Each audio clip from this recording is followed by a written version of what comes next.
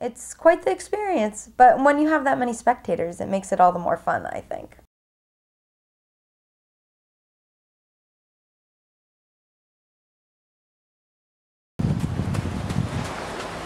The Boston Marathon is very different than most marathons. The first good half of it is downhill, which when you're with 20,000 people is very deceiving because you just feel good and everyone's going down so fast. And the first 13 miles, everyone feels like they could go forever, and you don't realize what's actually happening in your body.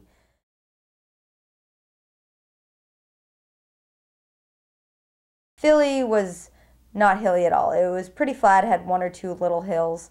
But Boston, the whole second half is a hill. So I expect that 20-mile wall, or the 21, when people say they don't remember the last 5 miles or they like crawl to the finish, I'm sure there's some reason behind it. And I think that's with Boston. It's just like you do hit that wall. The running group is at 8:30. Everyone meets at 8:30, so it's always a struggle. It's really nice to know on Saturday mornings I have this group to go with who's very intelligent and very, with it. So it's someone to talk to. They're all different ages. They're all different parts of their lives. So you get a little bit of everything, and it makes the time go by so much faster. I started running probably at the end of high school after my brother started, just because I had to, keep up with him, and me being a tomboy and following everything that he did.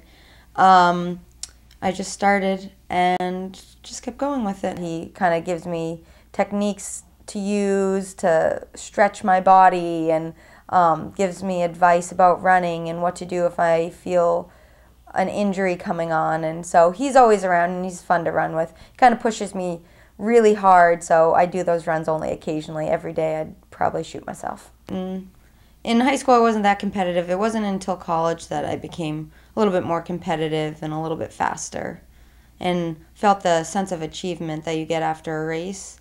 That all came way after high school. In high school I kind of stunk. My mom did pass away, but when she was alive, we started getting into running a little bit. She was more of a walker. She was a very avid walker.